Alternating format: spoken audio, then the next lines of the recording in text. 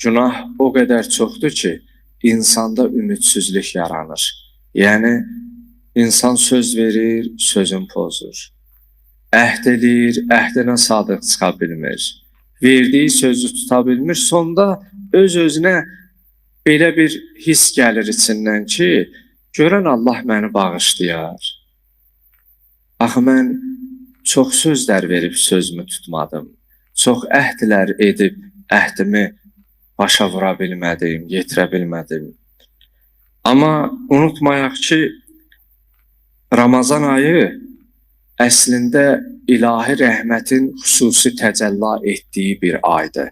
Zaten Allah ərhəmur rahimindir, zaten o mərhəmətlidir, zaten o rəhimlidir, mehribandır, mülayimdir, bağışlayandır. Bütün gözəl sifətləri özündə doğruldan varlıqdır.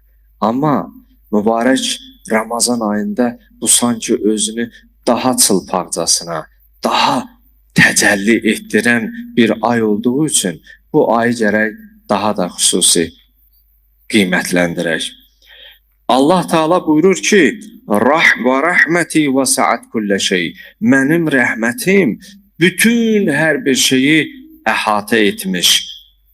Demək, əgər sən bugün Allah evində oruc ağza bu sözləri eşidirsənsə, Rəbbin sənə bir daha qayıt, geri dön və rəhmətim sənin də halına şamildir deyə sanki səmadan bir çağırış, nida səslənir.